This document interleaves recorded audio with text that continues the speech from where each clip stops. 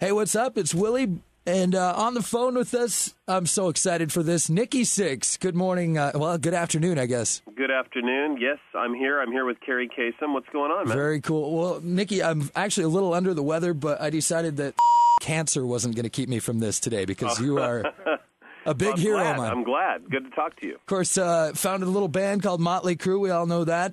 Played in Brides of Destruction with my man Tracy Guns. Another big fan of him.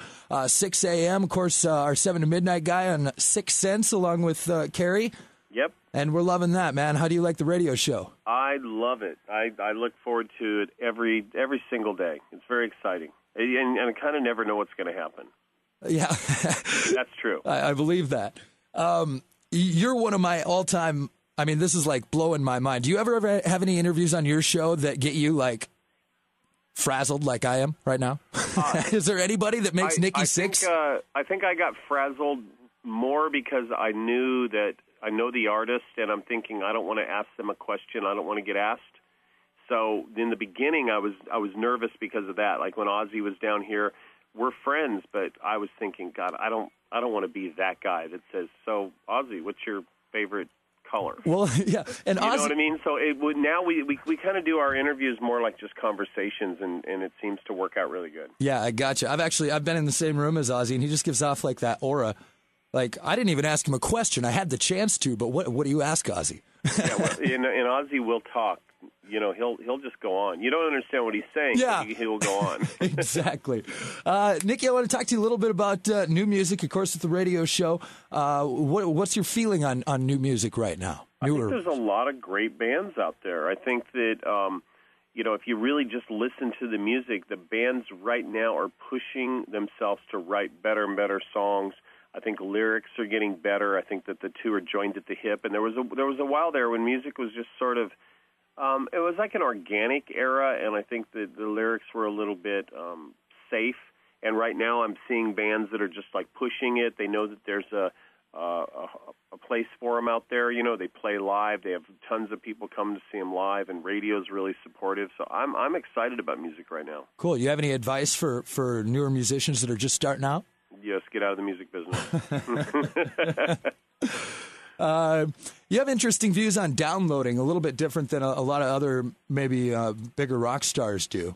Right. Well, you know what? I grew up in Seattle in the late 70s, and for me, there was a store called Cellophane Records, and we used to go down there, and we would buy bootlegs, and we would turn them on to our friends, and we would sit around for hours playing these bootlegs, whether they were live bootlegs or whatever they were, and, hundreds and hundreds and hundreds of kids throughout high school got turned on to these new bands like Kiss and Queen and T-Rex and Black Oak, Arkansas, and as it went, it spread across the country, and these became some of the most important bands in our lives. And if we cut that off, we say, you know what, you can't turn people on to new music, and it's only about the money. I think that you're just screwing yourself. So yeah, I think it's important to pass music around. Sure, and I think every generation's kind of had a different way of doing that, but it's always kind of been the same thing. It's always the same thing, whether it's an MP3 or it's a cassette. It's the same thing.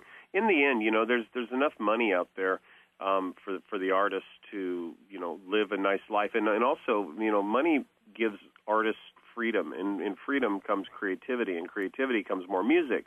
So if you have to work a day job and write songs, you're not going to be as fluid as if you're able to make a living making music and make music for the fans, and then only do that. So I think there's enough money out there. I think that people have got to stop being a little piggy. I think you're a little better at it than some of these guys, though. You're a little more of a Renaissance man than, say, some of the people that are against the downloading of music. Well, you know what? But they're entitled to their opinion on it, and, sure. And some people are just, hard, cold, factual about that side of it. They're like, look, I made it, I own it, and that's the way it is, and that's okay to be like that too. When we license music to big movies, right? And we get paid for that. And sometimes we give our music away for free to like skateboard videos, small movies that we think are really hip and cool, and other times we say no. So it's our prerogative on how we handle ourselves.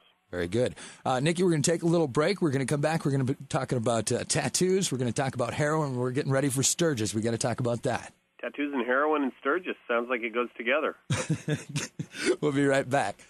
All right, and we're back with Nikki Sixx and Kerri Kasem. Is Kerri in the studio with you? I'm right here. I've been listening the whole time. You've just been listening to me. Kerri, it's great to meet you, too. Nice to meet you. We're going to talk about some tattoos. How many tattoos do you have? I had one, and then I had it removed. It was I wanted it to be this fierce unicorn Pegasus, and the guy drew My Little Pony on my leg. It was a fat tummy with little short legs, so I had it removed. I got to talk about it because we were at a biker rally over the weekend, and these 3 girls I know got tattoos on their asses, and one of them got it spelled wrong. Oh, I've seen that. I've seen that horrible. happen. Isn't that great? At a motorcycle rally, actually, and the guy spelled Harley Davidson wrong. Well, you get a tattoo in a motorcycle rally in a trailer at 3 a.m. You can't, expect for their best work. You get what you pay for. You got a tattoo of Mick Mars on you, Nikki, huh? I do. How many tattoos do you have? It's slowly turning into one. Oh, yeah. Well, they do I that. don't really look like I have. No, I am a tattoo. Yeah, completely sleeved all over his chest, down his legs. Yes, I'm just got my puppet tattooed. Oh, come on! Now. I did. I got into this again. I did. I got hot rod flames on it. Very cool. Wrong. You got any chicks? You have any chicks' names on you? No. Never have? Guys' names. Have you ever had to cover one up because of something that you just decided you didn't like? I might not be able to remember that if I did that. Okay. Let's talk about the book, Heroin Diaries. I haven't got a chance to read it yet. It's been on my nightstand just screaming at me every time I walk by. I swear I'll pick it up when I get home. Yes. But I do want to talk about it. Everybody's been telling me it's like the best book they've ever read.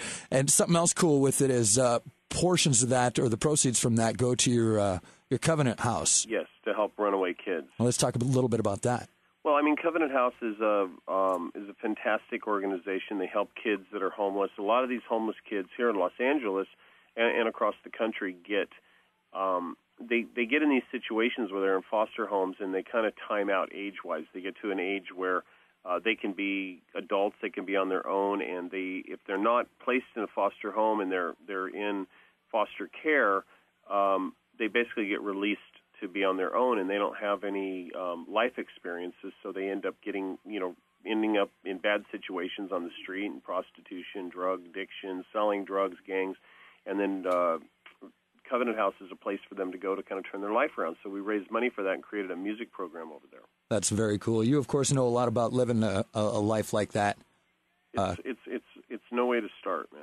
So right. We give them an opportunity to not only go in there and work on themselves, but to also have fun doing it. I mean, what's the point of getting away from some of this stuff that a lot of people think is fun, and then going and leading a more boring life? You're going to go back to it.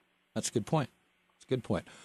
Tour is wrapping up. You guys were in Europe or something, right? We are going to Europe in a few weeks. Okay. And then we're coming up to you guys. Yeah, of course, Sturgis. You guys are headlining Sturgis this year. Do you have tickets, Willie? We have tickets. Excellent. Good. I can get some. Buffalo Chip, August 11th. We're actually giving away 7 days, 6 nights over there, so they'll definitely get to see you guys. They'll get to see everybody.